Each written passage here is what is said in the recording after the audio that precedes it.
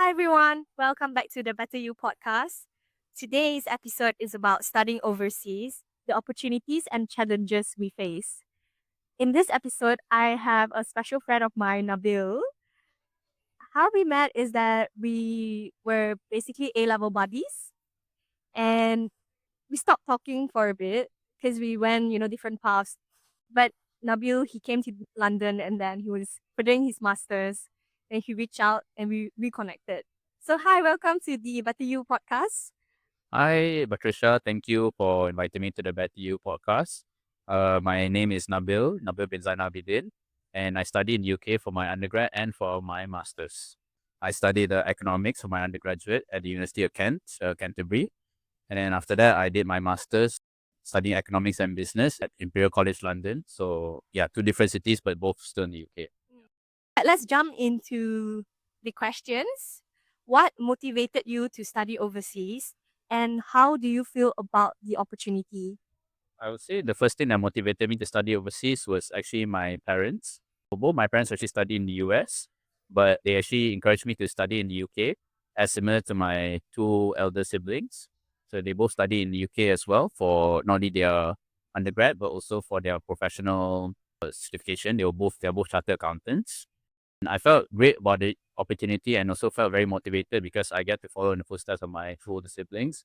Also, the opportunity to study overseas, especially in the UK, is a very rare opportunity, and I'm very blessed that I got the opportunity. As not a lot of Malaysians especially get the opportunity to study, especially without having to be bonded to a scholarship. So that's why I still look on it very fondly, and I'm very proud that I took that step. For me, what motivated me to study overseas is because I'm the eldest granddaughter in my family. Actually, all my uncles and granduncles they did economics, so I'm the first female in my family to do economics. And I chose overseas, as like you say, it will open a lot of doors for me. Like I went to the UK. I'm really blessed, like you, to have the opportunity to be that new generation and hopefully inspire, other girls in my family to do the same. What was the biggest cultural shock you experienced in UK? I would say easily the biggest culture shock was the amount of alcohol and non-halal food. My whole family is a very religious family, and we're all Muslims. As much as possible, I always try to eat halal food, of course. And the first challenge, especially in Kent, my undergraduate experience, it's a small town, Canterbury, but it's a bit of a challenge to find halal food. I had to travel to sort of sometimes the outskirts of the city to get halal meat. Of course, some of it was a challenge, especially during COVID. I had to order some of it online, and sometimes when there was no stock, then that's why I had to get creative. But in a way, it was a good thing because then I started to learn how to cook to sort of expand my appetite, where I started to learn to eat like vegetarian food and learned how to spice up other types of seafood like fish and all, and to make it more appetizing. So I don't always have to rely on meat, especially red meat. In a way, it was a challenge that turned to a new opportunity, and I taught myself how to like cook more things.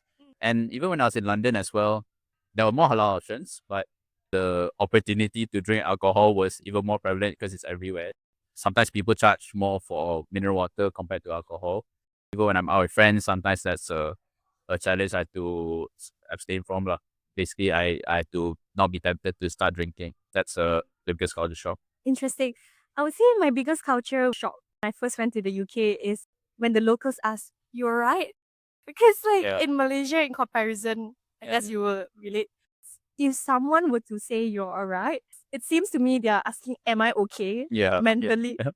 Because I was naive, right? I took that like, "Oh, like, I am okay. Like, it's definitely okay. It's not like I'm something wrong with me." Yeah, yeah. But actually, it's them being polite, it's them being kind to Yeah, you it's and like ask, asking how are you? yeah, how are you? So I guess that's a very interesting concept where we are from different cultures and something that I've learned along the way to get used to it. Mm-hmm. Something personal then, what is your best memory of studying overseas? Yeah, that's a fun question. My best memory easily would be when I graduated from my master's from Imperial College. And one unique thing is that my graduation was actually about exactly 10 months after my last day of studies. And it's an interesting thing because I didn't get to sort of graduate immediately after my studies. After my studies, I went home. I went back to Malaysia. I even started working. Then I came back to the UK with a completely different mindset. But still with the same feeling of achievement that, wow, so I know that the opportunity to learn in Imperial is not one that everyone gets, and to get admitted is something that even to this day my parents are proud of, and easily the best memory because not only that my family felt proud, my friends also felt proud. It felt that for the first time that my hard work was self rewarded with easily one of the best days of my life, the day I graduated, and it felt that I finally moved on to close a chapter of my life, and then it's the start of a new one. I definitely look upon it very fondly. Of course, there were other parts of when I studied in my masters that were also happy, but this one was sort of the combination, and it brought back all the happy memories that I ever had. Good job, Nabil. You've come a long way. It's like knowing you since A level. So my best memory of studying overseas is definitely the friends that I've made there. I'm still in contact with my housemates that I stayed with in my final year in university, and they are truly like one of my closest people in Malaysia. With my scenario is like in my second year it was COVID and I had to go back for a year in Malaysia to study online, and I guess that's like that this connection between the real world and having to be online, and you don't really get that student experience. So I was really happy that I stayed with these people that we helped each other go through our last year and make the best out of it. That's definitely the best memory of studying overseas for me. What was the most challenging part about studying abroad? I was split into two, my undergrad and my postgraduate. For undergrad, it's easily COVID. So I studied from 2019 and finished my undergrad in 2022. If you look at the timeline, basically the end of my first year, straight away, that's when COVID hit, March 2020. And I remember it quite well because my first year was great. Unfortunately, I already did half my exams in UK and then half online. In a way, that was the sad part because it's lockdown. Anyone who went through COVID knows they have their own story. But for me, it was that my whole second year, actually, some of it I was actually in the UK, but I didn't even get to go to any classes. All the classes were online. And in fact, some of the teachers weren't even in the UK, but they were teaching. Yeah. And all the buildings were closed. Even the library was closed. So it's like, basically, I was stuck in my dorm. And I think the easily something I remember is that like I spent about 10 days, I literally did not meet like a single person, like at all. Like even when I look out outside the window, there was barely anyone. But meeting and during that 10 days, I only met literally like the cashier of the shop that I go to. That's cool. Yeah, that's cool. And that's it. Like even like to shop also, it's like they would just have like online security guards. Even if there would be no one at the cashier, it's depressing. Mentally, it was the most difficult thing I faced up to that point. Again, yeah, that was the challenge, and that sort of encouraged me also when I finished my undergrad. That's why I was like, I felt that I missed out on something, especially for a whole year. So that's why like I wanted to do my masters because I felt that 1 year of my undergrad was robbed from me. And the most difficult part of my masters was easily how difficult the studying for the exams were. I think that was by far the most sort of mentally challenging thing for me. Not in terms of the emotional aspect, but in terms of the amount of information I had to digest for the exams because all the exams were minimum like 2.5 hours, and while the passing rate was quite high. I think there was one exam that thank God I passed. I passed with 51%, but most of the course failed. So I also hold that in some regard. Of a smaller note is that during my masters I was so stressed that in one day I remember I lost like almost 7 kilos. Outside that, yeah, it's learning experience. Thanks for sharing, Nabil. Yeah. Like, I'm sure you've grown a lot Yeah. looking back right now. Yeah. Yeah, Yeah. from that journey. For me, I think the most challenging part is just being away alone for the first time. Unlike a lot of people at university, some of them are like from boarding school in Malaysia. So they might have experience before coming to the UK. But for me, I've never left home alone or even went on trips by myself or with friends before. So it was the first time where like I'm being away from the people that I'm most comfortable with, which is my family. On the bright side, right, like I want the listeners to know that it's you being brave enough to take the courage to do something out of your comfort zone. So because my passion for me chasing my dream is bigger than the fear that I have, Yeah. that's what motivated me in the long term. But definitely not going to lie, like there were other things added onto that challenging aspect, which is, unfortunately our batch, we were the COVID batch. And, if you add also on how tough the course is, because economics, we both know it's seriously difficult. It's not like A levels when we both did it. It's so different, so much more technical. I would summarize that as my most challenging part is just stepping away from home to into a new land that is so far away. It's not like an hour or 3 hours flight from Malaysia to UK. It's 14 hours. You can't just like come back the next day and see family who you miss, right? So that was difficult. How has studying abroad shaped you as a person? Okay. Yeah, I'd say a lot of people ask me that abroad and also in Malaysia, especially the ones who didn't get to study overseas. I'd say it helped me in terms of able to understand different cultures. That's one. Different aspects of life might be important to different types of people. Some things that you might think is be the most important thing to someone like in Malaysia might not even register as a thought when I studied abroad. For example, of course, I'm a Muslim in Malaysia, and you would think that something that's halal is like a given. Of course, going there might be the biggest culture shock was that not a lot of things were halal, and the other things also you think that oh, okay, like people will make time to consider it, like for example, Friday prayers, like you say, oh, one more hour of, prayers, but then no, sometimes I would have class exactly like from 12 to 2, probably covering the Friday prayers. So that's something I have to take into account. And I think the other thing is also Westerners, they are very open. Like when they greet you, like they don't just say hi, that they'll immediately like give you a hug and then they're like, sometimes peck you in the cheek and all. That's nice. But also, I mean, I understand if you're Muslim where you're like sort of touch sensitive, that might be alcohol, of course, especially. Yeah. But I mean, yeah, it's a different way of looking things. So it's good because you understand cultures a lot quicker. You get exposed to it, so that's nicer. It opens up your mind, opens up your perspective on different people. So I think that's a good thing, and I think it challenges sometimes your way of living. So it can be a good and a bad thing to some people. So interesting. That's something that you felt study abroad has shaped you as a person. From my point of view, I feel the biggest thing that studying abroad has helped me to shape me is it has made me more independent and resilient. Especially, I think as a female growing up in Malaysia, like I've always been protected by my parents and my family. So going there, right, like I realized how capable I can be in the sense, let's say, because I'm there alone now without any other support, like I can always get support from friends. But I've learned that, throughout everything, I could handle things alone and all those challenges alone. So that's one. And I think it has also helped me to open up to a lot more people and make new friends. Because I would say, like, back then, before I was quite closed off as a person, I'm very independent growing up, but maybe a bit too independent. Yeah. It's good because having this opportunity to go abroad, like you make friends with new people, you learn that, collectively, you can also rely on others for help. Yeah, that's good. Like I can tell you're definitely much different from A levels.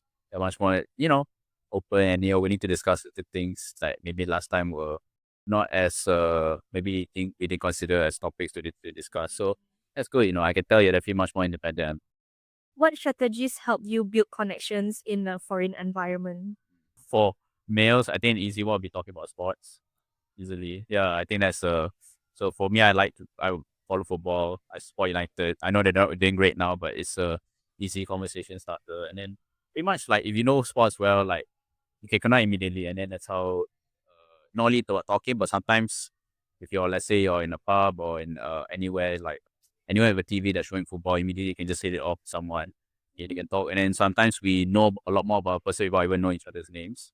I've actually made friends that way where like we just talk for like 1-2 hours about football and then only we ask each other about their names or what we do. So that's interesting. And I guess the other thing is even when I was doing my masters, they also believe it or not taught us how to socialize, how to network.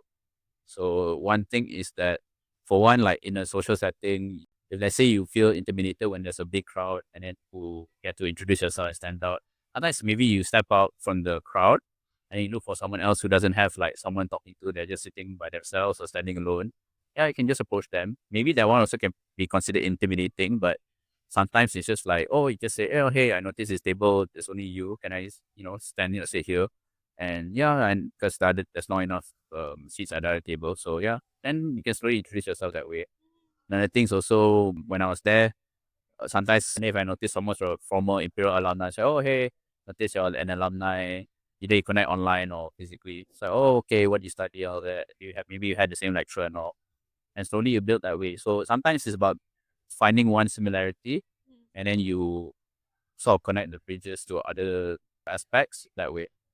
That's a very great tip. And I like how you've mentioned about similarity because you never know from that one similarity, you might have more similarities between yourselves, or they might know someone in the area that you're mutual of. So that's a good way. I think for my strategies is something that I've mentioned also in my previous podcast. As an introvert, is be curious about Mm. the other person. Yeah. Like even though you might not feel comfortable enough to start a conversation, but you just putting yourself out there and asking questions, like curiously wanting to know the other person, it helps to connect with that person.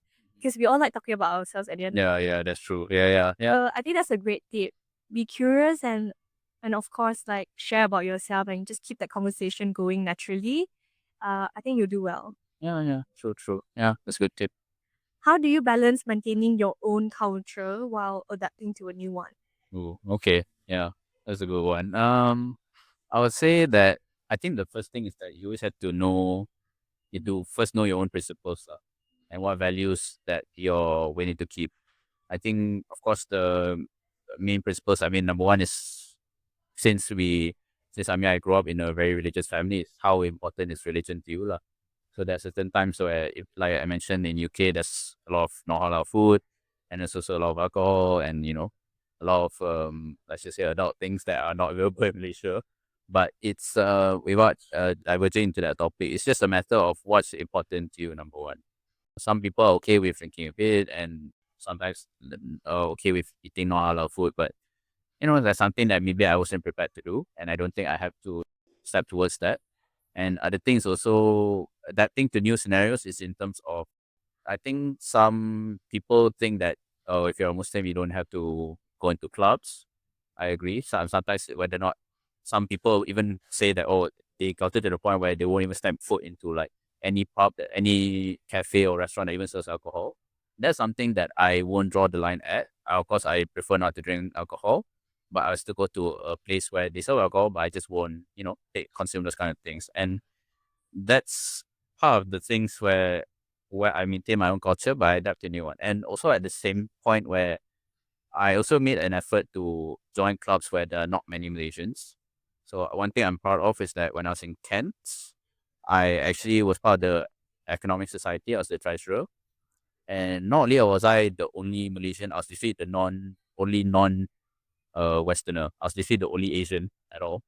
So that's something that I feel proud of because I could connect with people, even though technically on a personality level, they technically don't seem like they have anything in common with me. But I'm proud that I managed to do that. That's great, interesting.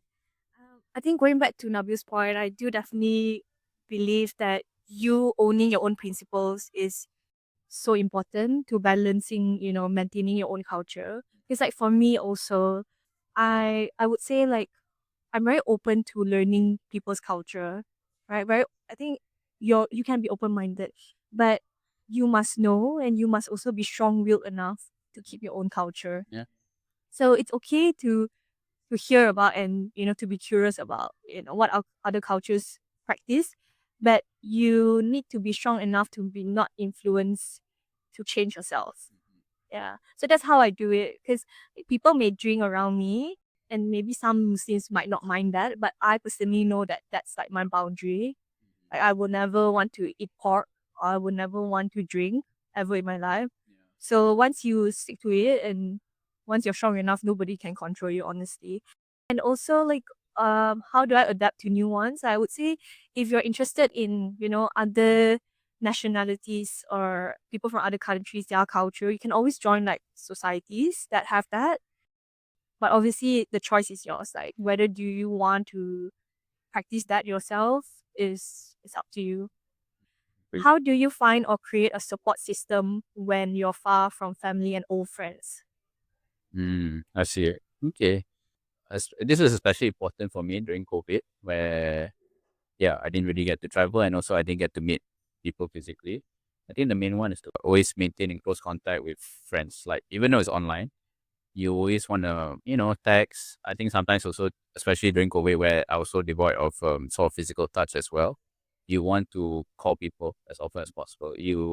Even sometimes it might be time consuming or, energy consuming as well. You always want to try and call your family as well. So I made the point where at least during COVID, where it was a toll on my emotional health as well, where I always try to make a point to call people. If it's not my family, it's some of my closest friends, or some of my college mates as well. Just he always talk to people. Make sure, like, when you talk, make sure you're being heard, and make sure you listen to other people as well.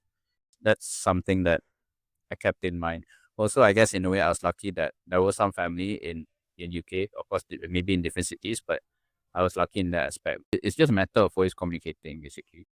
I think for me, I feel what has helped me to create a support system is aside from COVID, right? Like you joining, let's say, your own nationality society. So in my context, it will be like the Malaysian society in Warwick. I think that has definitely helped because that's like the people closest to your family or the people back home in Malaysia. So that's point one. And then the second thing is join clubs and societies. So it doesn't have to be all these national societies. It can be like the Economic Society Nabil has recommended, or even the student union, or anything that has like social well-being in that context. That's a great way to start, or even sports society. The tip that I want to give for reaching out to, like how Nabil has reached out to family or friends, I feel like sometimes what I hear around me is that some people expect others to reach out to them first and check on them, right? And then when people don't do that, they might feel like, oh, no one cares. But what we can do instead is look at the other side, right? When you start that conversation, it keeps that connection going, and you will be surprised that there are so many people that want to know more about how you're doing. So if you're waiting around, I would say don't wait. Yeah, You can always be the one starting. There's nothing wrong about you starting or what. It's not like you're being desperate. I think it's also from the other person's point of view, they'll be grateful that you are still thinking of them. Like say even if they're back home in Malaysia. It shows that you still value that friendship. You're still reaching out even though you're in the UK. So I think that's a great way for people for the listeners who are maybe studying overseas right now, are scared, or this is one of their concern, like how do I build a social system? This is one of the ways. yeah, I agree. Great points. Have you had moments where you question if it was all worth it? How do you overcome them? I think that's something that, We think a lot about it. yeah, a lot of us think about, especially since, of course, the UK universities are obviously more expensive than Malaysian ones. If we are lucky in the fact that, especially if our parents fully sponsor it, we always have to take it seriously. It's worth it personally. I touch a bit about my masters later, but for undergrad, it teaches you a different thing that I don't think any university in Malaysia would teach you. Yeah, of course, anyway, the core subjects, they teach you, yeah, they teach you about the same thing if you were to, let's say, study in the best unis in Malaysia. But the difference in the UK is that they teach you on a standard that's a global standard. Not to say that Malaysia can't teach you at a world class level, but in the UK, at least they teach you certain things with the perspective of teaching people from multiple backgrounds. So they are more considerate in that aspect. And in terms of my masters, especially, they were teaching at a professional level at literally the highest standard. Of course, I mean, I don't want to, be proud of the university I went to, but Imperial, of course, they took their students to the next level and teaching them the most important things and challenging them with the most difficult problems. It definitely changed my life, I would say. Doing my master's actually changed my whole perspective of everything. It finally showed me that I had to take my life seriously and be in the driver's seat and to show the world that I have skills that I haven't shown yet. The moments where I question if I was good enough, the moment that I finally passed, let's say, the exams or the projects, that's when I realized it's like, okay, I definitely learned something here that I don't think I would learn in many places or if at all in Malaysia. In fact, there are some things that I learned in my masters that I wonder if I'll ever learn in my working life. So yeah, and how I overcome them is basically just do your very best and focus on why I was there. I was there to learn something new that I don't think I could learn anywhere else, and I have to take the challenge seriously and be honest. But of course, reaching out to people more experienced than you is how I help, like mentally and also learn how to overcome such challenges. Very inspiring, Nabil. Oh, thank you. For me, definitely, especially during the difficult times, I think it's very natural for people to start thinking about, is this all worth it? Like, is this all worth the stress? And should I just go back and pack my bags and like start again? You know, we're close to family. Whenever I have those moments, how I try to overcome them is think about how far I've already come. All right. So let's say you're there for a 3-year course. And even if you're just in your first year, think about like how much hard work you've already put in since your high school days, since your A-level days. It's all for that degree, right? So do you want to give up on something that you've already put so much effort in? I think it's a really sad waste because you're just so much more capable. It's just maybe a small failure which doesn't define you. Everyone goes through failure. And I think that's very important where you reach out to other people or reach out to God for guidance and patience to become even stronger. It's easier said than done, definitely. But that's the mindset that has helped me and hopefully will also inspire you. I would say when I recall back, right, it's not just the qualification. Like I'm still very grateful I still worked hard and not gave up on myself to the very end because when I think back now, the qualification is good, definitely it's world class education. But what I'm more grateful for is the person I've now become. It's the soft skills that you get along the way, right? The maturity that you get, the resilience, and you also get to know yourself better living away from home. I think that's all that you can't really get in Malaysia. I'm not saying Malaysia is not good place to study, but this is just an extra benefit which, you know, if you're lucky to have the opportunity, Yeah. be it through support from family or, you know, if you're not you don't have that, it's fine. You might have the opportunity to go through scholarships. So I would definitely recommend. Yeah. Would you recommend studying abroad to others? Why or why not? Mm. Yeah, I guess, yeah, that's basically something that even everyone who's ever been there, that's a question that they always get. I've definitely gotten it from a lot of people, especially from my older colleagues who have children, and then they ask me for their children's sake. I'll say yes. Of course, the first thing I'll say is that if it's financially, Viable. viable for you, and the second thing is also that you know what you're getting into. Some people, they study just because they want the outside party life and they are away from parents, which you can. I won't judge, but you can. But you also have to take into account that you're taking sort of a bigger sacrifice because you're spending money that's not in ringgit and normally in a more expensive currency, and also the fact that you're having to spend even more expenses because you pay for flight tickets and then pay for rent that normally if let's say you study in Malaysia, maybe you might just stay closer to home. Definitely having to incur a bigger sacrifice than if you were to study here. So I always recommend people to study abroad because sometimes it just changes you entirely, honestly. Like it's not just about what you learn in the classroom, but it's about everything else. I would encourage everyone who are even studying abroad now to sort of reconsider what the opportunity you really have. Because especially people who do study abroad, they just stay with other Malaysians. They stay in cliques. It is a shame, because imagine being in a different country, but you really want to meet your own countrymen, which is a shame. Not to say that that's a bad thing to do, but the holistic experience that it can change you, and you never know when else you might even get the experience ever again. So I always recommend it if it's financially viable. Yeah, I think that's a very good point. You tying back to it's also the child's responsibility, whoever is going overseas, to know like how much of a sacrifice this means to not just you but also your family, whoever is funding it, right? Like even if you are under a scholarship, right? It also all depends whether you get a good grade at the end of the day. If not, you might have to pay back, I believe. Yeah. So definitely know the reason why you're going there and what you're committing yourself to. Mhm. And I would definitely recommend like which whatever I just said, yes. But I also want to highlight that even if you don't get that opportunity to go overseas, do not let that define you. Do not think like, oh, I it's end game for me. I'm never gonna be successful in Malaysia. I don't think that's Yeah. the case, because let's say you don't get to go now undergraduate, you can always go like in masters or even in PhD. It's not going to close that door for you. So don't put yourself down, and there will always be an opportunity. And even it doesn't, you're still going to be successful if you're hardworking, you have a good attitude.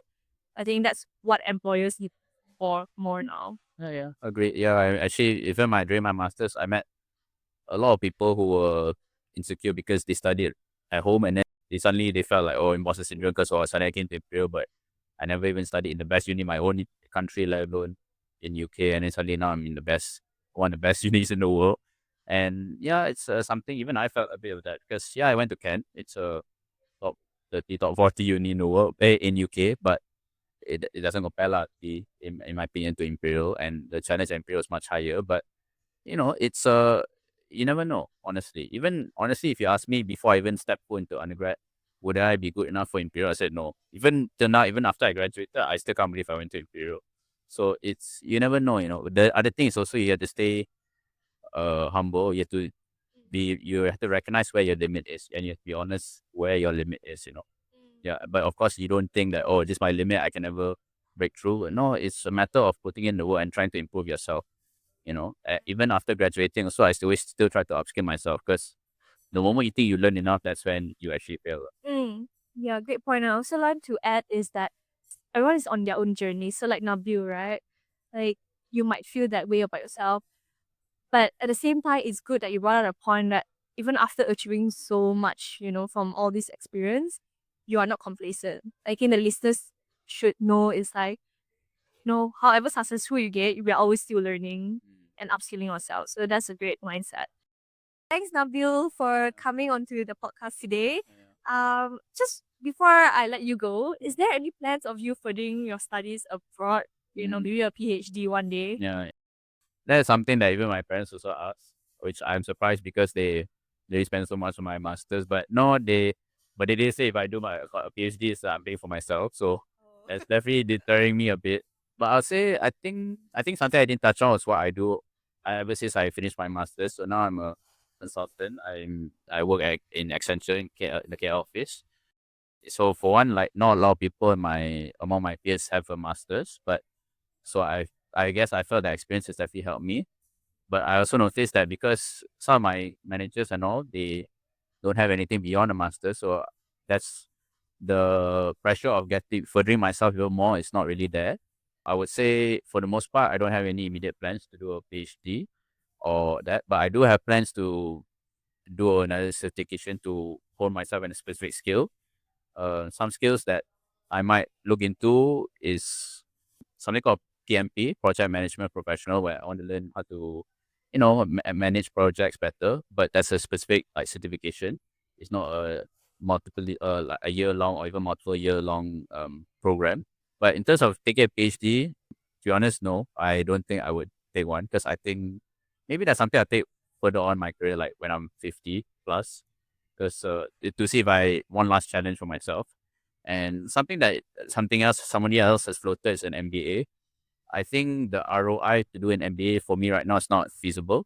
If I have a very specific reason to do an MBA, I would, especially if it's paid for by like my company, maybe I would take it. But as for now, not really, especially overseas. I think right now currently I think I spend a lot of time away from home. So right now I just want to just, stay closer to home and settle a little bit. And then maybe after that, once I'm more stable again, I'll see. Actually, what about you, Patricia? What would you? It's always been my dream to do an MBA or a master's in the US. Oh, okay. So Good. hopefully, yeah. So hopefully one day I'll do that. I think it also goes back to it's really expensive. Yeah. So it's either if the company or the government is able to provide. If I do a master's, if it's not MBA, it's a master's, maybe in social policy. Oh, okay. Yeah. Interesting. Yeah, because I always wanted to start my own NGO down the years. So it's in between those two. Okay. Oh, cool. That's interesting. At least something different to what I normally hear. Yeah. Okay, Okay. that's good. Yeah. Thanks, Patricia, for having me. So definitely, I haven't done a podcast in a while, and it's good that I finally I can do a podcast in Malaysia, especially with someone I know very well. So That's good. And yeah, it's also a good way to reconnect after some time. So thank you. Thank Yeah, you for having me. no worries. I'm happy to have you on this podcast, Nabil. Thank you. For to the listeners out there, if you enjoyed the episode, don't forget to like, subscribe, and follow. Bye. Bye.